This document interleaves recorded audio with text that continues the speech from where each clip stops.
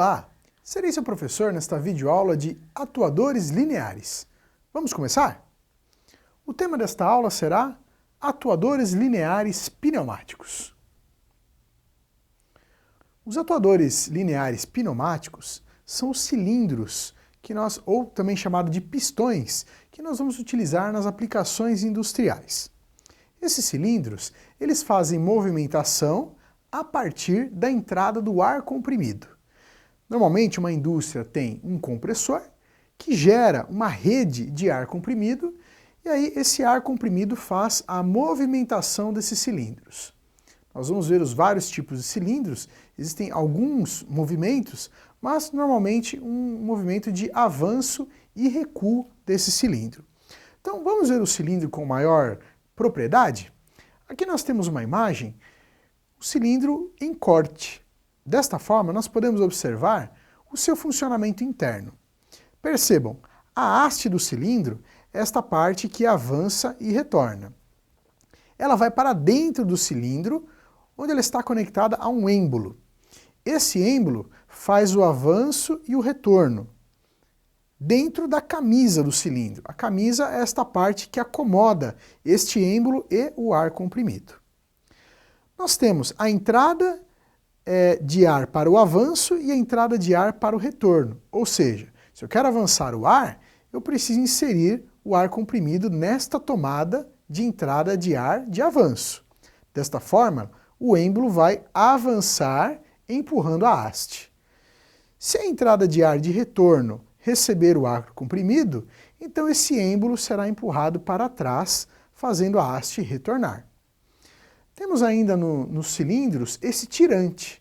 Esse tirante ele tem duas funções. A primeira delas é uma montagem mecânica do cilindro, de forma que todo esse movimento aconteça, mas a carcaça permaneça estática. E um outro detalhe importante é que nesse tirante, muitas vezes, nós conectamos sensores, de forma que a gente possa monitorar o estado do cilindro, se ele está avançado ou se ele está recuado. Vamos ver então alguns tipos de cilindros de atuadores lineares. Começamos pelo atuador de simples ação. Ele é chamado assim porque ele tem apenas uma tomada de entrada de ar comprimido e assim que inserimos ar comprimido nessa tomada, o cilindro avança. Quando nós retiramos a pressão de ar comprimido dessa tomada de entrada, o que acontece? O cilindro retorna. Mas esse retorno acontece através de uma mola que existe dentro do cilindro. Então, nós podemos utilizar esse atuador seja para avançar ou para retornar com ar comprimido. E aí nós teremos uma mola que fará o avanço ou o retorno do cilindro.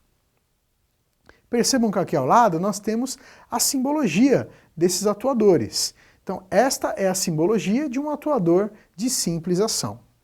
Percebam que apenas um traço aqui identificando a entrada do ar comprimido.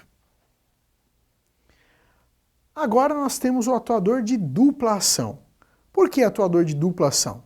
Veja na simbologia, existem duas tomadas de entrada de ar comprimido. Nessas tomadas, dependendo de qual eu selecioná-la e aplicar o ar comprimido, é a função que o cilindro irá realizar. Vejam só, se nós aplicarmos ar comprimido nessa tomada traseira, o cilindro avança. Se aplicarmos o ar comprimido nessa tomada dianteira, o cilindro retorna. Por isso, o cilindro de dupla ação. Nós temos também os atuadores com amortecimento. Significa uma válvula reguladora de entrada ou saída desse ar comprimido, de forma que nós podemos ajustar a velocidade do avanço e do retorno desse êmbolo e a haste.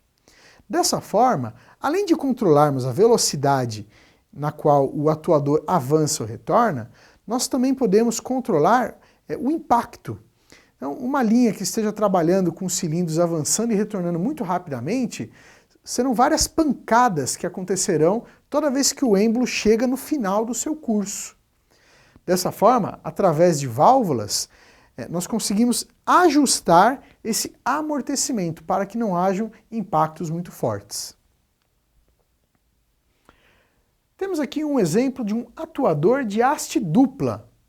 Veja só, ao mesmo tempo que uma haste está avançada, a outra está recuada. Ou seja, duas hastes presas ao mesmo êmbolo. Isso pode ser interessante. Enquanto uma das hastes está trabalhando em uma esteira, a outra numa outra esteira. Ou então, a haste está executando alguma funcionalidade, enquanto a outra está demonstrando a sua posição através de chaves de fim de curso. Agora, um exemplo de um atuador sem haste. Percebam que a movimentação deste atuador será esta peça lateral, que fica correndo pela lateral do atuador. Isso é muito interessante em condições onde não haja muito espaço físico para a aplicação do atuador. Então, no mesmo corpo do atuador, a gente tem o deslocamento. Agora, um atuador com haste telescópica. Ou seja, ele vai recolhendo a haste. Então, de mesma forma, a gente tem um cilindro pequeno, mas com uma haste muito grande, porque ela vai se prolongando.